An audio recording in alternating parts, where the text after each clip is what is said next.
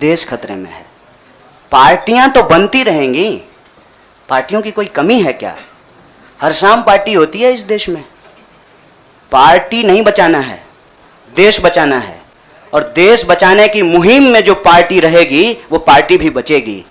और मुझे इस बात को कहने में कोई दो राय नहीं है। मैंने जितना इतिहास पढ़ा है अभी तक का एनसीईआरटी में जो लिखा हुआ है, अब अगले बार 2024 में क्या लिखा जाएगा नहीं पता।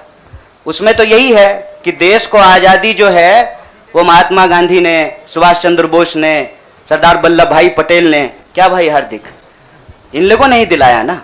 यही लोग लड़े थे। जो माफी मांगे वो वीर हो गए। आप सोचिएगा इसको। जो गोडसे को भगवान मानते हैं वो भाषण दे रहे हैं अमेरिका में जाकर के गांधी के ऊपर। हमारे गांव में एक गाना आता था, गांधी जी के भजन करे गांधी के हत्यारा। कितना अजीब लगता होगा आपको। देखिएगा वो फोटो जब हमारे देश के प्रधानमंत्री गांधी पे माल्यार्पण करते हैं। जीवन भर शाखाओं में कसम लिए होंगे कि गोडसे के सपनों का देश बनाएंगे और गांधी पे माला चढ़ा रहे हैं। See, I am not here to save the party. Please, I am respecting you. As a citizen, you can respect my right. देश खतरे में है, और ये सिर्फ मैं नहीं कह रहा हूं, ये मुझे लगता है आप भी सोचते होंगे। समझ रहे हैं, अंग्रेजी का वो फ्रेज है, dancing on dead. Dead body पे कोई नाच रहा है। उस दिन खाना तो नहीं खाया गया। आप सोच के देखिए, आप इस पे विचार करके देखिए। मेरे गांव में अगर किसी की मौत हो जाए तो पूरे गांव में खाना नहीं बनेगा। हजारों लोग मर गए। देखे 71 वर्ष की उम्र में प्रधानमंत्री के लिए सोहर गाया गया। नया बच्चा जब पैदा होता है ना तो पूर्वांचल में सोहर गाते हैं लोग। प्रधानमंत्री बूढ़े हो गए हैं, उनके लिए सोहर गाया जा रहा है। तब जब अभी तुरंत लाखों लोगों की जान चली गई, ऑक्सीजन नहीं मिल रहा था, अस्पताल में बेड नहीं मिल रहे थे।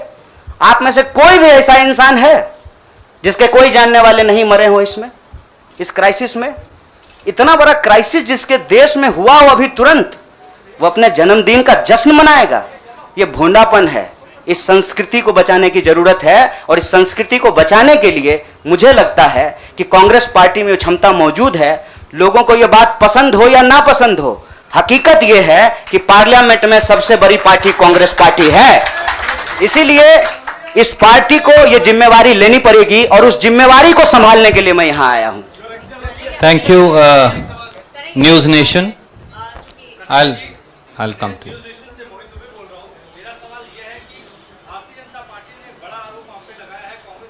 जनता पार्टी का आरोप को कौन पूछता है? आपका कोई आरोप है मेरे ऊपर? भारतीय जनता पार्टी को मैं सीरियसली नहीं लेता हूं। आपका कोई आरोप है? आप सवाल पूछिए। साहब, जो साथी पीछे खड़े हैं, थोड़ा आप शांति का दान दीजिए प्लीज। अरे भैया प्लीज, दुबे जी आप पूछिए please. Ask your question quickly.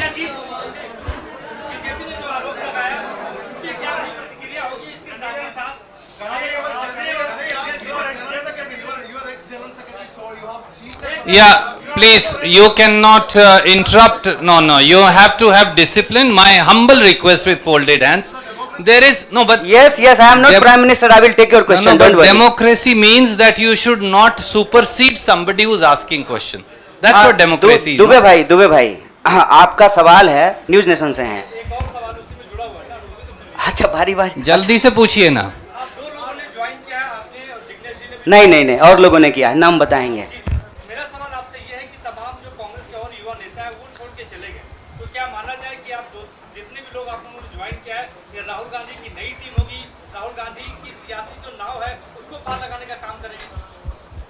देखिए, मैं यही कह रहा हूँ, हमारे देश के लोगों के पॉलिटिकल इमेजिनेशन को कुछ हो गया है। अभी क्या हो गया है मुझे समझ में नहीं आ रहा है। हमने आपके सवाल को अपने आप लेते हुए हमने अपने पूरे वक्तव्य को रखा। हमने कहीं भी कहा कि हम कोई टीम बना रहे हैं। बीसीसीआई थोड़ी है सर, मतलब टीम बना रहे हैं। मैं कह रहा हूं कि भारत की परंपरा, चिंतन परंपरा, सोच, जिस पे आपको गर्व होता है भारतीय होने के चलते, उस परंपरा को समेटने का, उसको आगे बढ़ाने का काम देश की सबसे पुरानी पार्टी कांग्रेस पार्टी ने किया है। उस पार्टी के पास एक ऐतिहासिक जिम्मेवारी है, और इस देश का नागरिक होने के चलते, साथी जिग्नेश ने कहा, ये हमारी भी ऐतिहासिक जिम्मेवारी है कि कल को जब इतिहास लिखा जाएगा तो हमसे भी पूछा जाएगा, दुबे भाई आपसे भी पूछा जाएगा कि जब ये तमाशा हो रहा था तो हम क्या कर रहे थे। हमने वो कहानी सुनी है बचपन में, आपने भी सुना होगा। जंगल में आग लगी, एक कोयल अपने चोंच में पानी भर करके जंगल की आग बुझाने की कोशिश कर रही थी। जंगल की आग नहीं बुझी, या बुझनी होगी बुझ जाएगी। कम से कम कोयल का वह ऐतिहासिक प्रयास जो है वो इतिहास याद रखेगा। और ये जो आप कह रहे हैं ना, डूबती हुई नाव, देखिए कभी कभी ना इंसान को भ्रम होता है, जैसे टिड्डे को भ्रम होता है कि वो अपने पांव से आसमान टिका रखा है। हमको ऐसा कोई भ्रम नहीं है। मेरे अकेले से कुछ नहीं होगा। जब आप जुड़ेंगे, हम जुड़ेंगे, इस देश के संविधान में, आइडिया ऑफ इंडिया में भरोसा करने वाले लोग जो हैं, जिसको हम कहते हैं गांधी के सपनों का भारत, जिसको हम कहते हैं सर भगत सिंह के सपनों का भारत, जिसको हम कहते हैं डॉक्टर बाबा साहब भीमराव अंबेडकर के सपनों का भारत, जिसको हम कहते हैं बिरसा मुंडा के सपनों का भारत, सावित्रीबाई फूले के सपनों का भारत, श्री कृष्ण सिंह के सपनों का भारत, जगजीवन राम के सपनों का भारत, मौलाना अबुल कलाम आजाद के सपनों का भारत, उस भारत को बचाने की बात मैं कर रहा हूं। और सियासत, मैं बार बार कहता हूं, अगर सियासत सही होगी तो गलत लोग जो सत्ता पे काबिज हैं ना, मुझे भारत के लोगों पे बहुत भरोसा है। अरे हैं हम लोग थोड़ा सा आलसी, लेकिन जब आ गए ना अपने पे, 200 साल अंग्रेजों ने राज किया था, जब से भारत के लोग अपने पे आ गए ना, तो 1942 में भारत छोड़ो आंदोलन का जब नारा महात्मा गांधी ने दिया था, तो अंग्रेजों को भारत छोड़ करके जाना पड़ा था।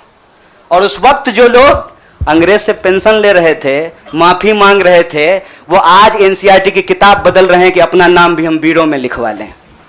इसीलिए मैं कह रहा हूं कि उस इतिहास को, उस चिंतन परंपरा को बचाने की जरूरत है। पार्टी अगर उस सिद्धांत पे चलेगी, संविधान के प्रियम्बल को रक्षा करने की कोशिश करेगी, पार्टी भी बचेगी और पार्टी सत्ता में भी आएगी। ऐसा मेरा उम्मीद है, ऐसे मेरी आशा है। Jainendra from ABP, can you please come forward and ask. हाँ पूछिए जरा, एक सवाल पूछिए। हम एक आग्रह करें, आप लोग न लड़ाई नहीं लगवाइए हमारे दोस्त के बीच में।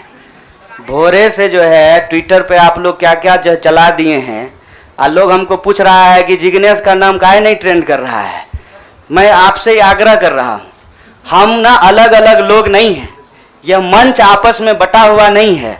तो सवाल जो है सारा तोप का गोला जो है हमारे तरफ ही नहीं हो, मंच के तरफ मुखातिब हो, मैं भी जवाब दे दूंगा। Yes Jainendra ji, please ask your question.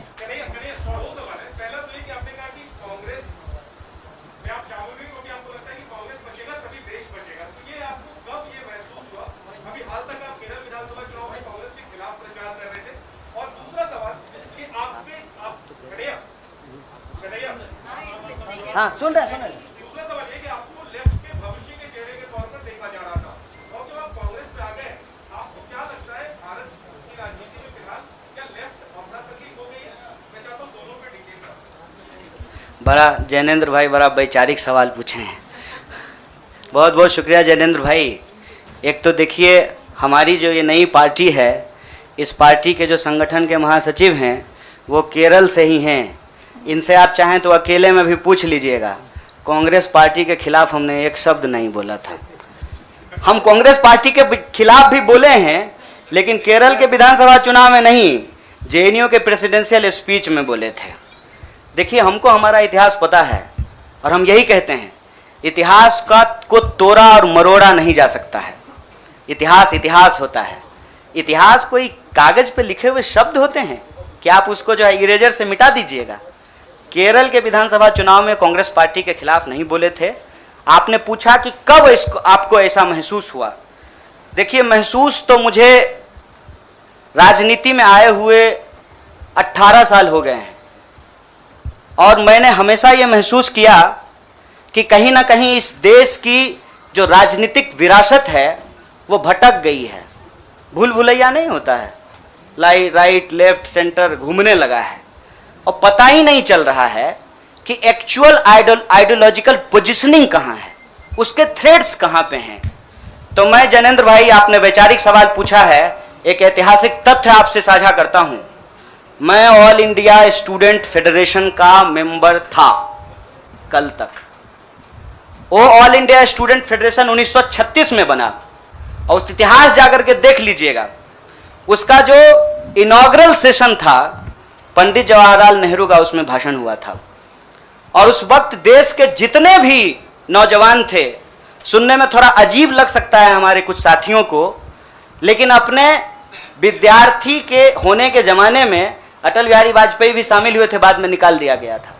मतलब अंग्रेजों के खिलाफ जो छात्रों का संघर्ष हो रहा था, सभी विचारधारा के लोग उसके सदस्य थे। और आपने जो वैचारिक सवाल पूछा कि आपको लेफ्ट के भविष्य के रूप में देखा जा रहा है, कौन कह रहा है कि लेफ्ट का भविष्य खराब हो गया है? व्यक्ति आते हैं और जाते हैं, संगठन हमेशा व्यक्ति से बड़ा होता है। व्यक्ति की अपनी एक भूमिका होती है, उस भूमिका को वो अपनी क्षमता से निभाने की कोशिश करता है। मैं आपको बता दूं, जहां जिस पार्टी से आप मेरा संबंध जोड़ रहे हैं, मैं वहां पैदा हुआ हूं। मेरे भीतर सोचने, समझने, लड़ने की जो क्षमता है, यह उसके ट्रेनिंग का हिस्सा है और मुझे इस बात का गर्व है।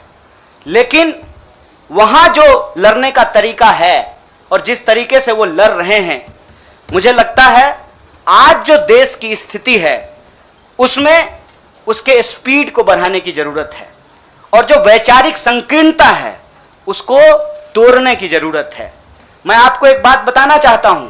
मैं अपने कई साथियों से पूछा कि क्या भगत सिंह की जयंती देश के सभी संगठनों को नहीं मनाना चाहिए, और क्या गांधी की तस्वीर सभी संगठनों के कार्यालय में नहीं होना चाहिए? यह हमारा इतिहास है, यह हमारी विरासत है। कुछ लोग बहुत चालाकी से विचारधारा की खोल में यह जो हमारी ऐतिहासिक विरासत और परंपरा है, इसको आपस में उलझाने की कोशिश करते हैं। एक बड़ा पॉपुलर डिबेट है मीडियम और मीन्स का, साध्य और साधन का, हिंसा और अहिंसा का। तो मैं आपके सामने इस सदन के समक्ष यह बात कहता हूं, जब भगत सिंह कहते हैं कि बम और पिस्तौल इनकलाब नहीं ला सकता है, मतलब भगत सिंह हिंसा का निषेध कर रहे हैं, वायलेंस को निगेट कर रहे हैं। और जब बापू कहते हैं, महात्मा गांधी कहते हैं करो या मरो, मतलब वो व्यक्ति के ऊपर होने वाली हिंसा को स्वीकार कर रहे हैं और अहिंसा को निगेट कर रहे हैं। देश की अर्जेंसी क्या है, इस बात को समझिए।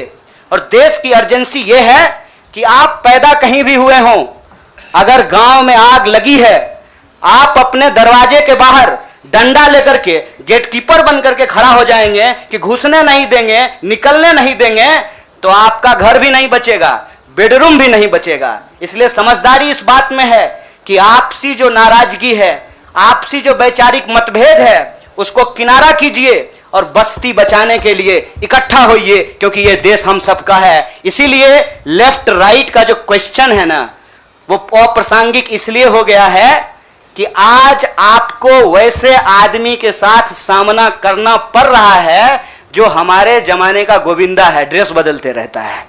इसीलिए इस वैचारिक भ्रम में नहीं पड़िए, देश बचाइए, संविधान बचाइए, यही हमारा लक्ष्य है।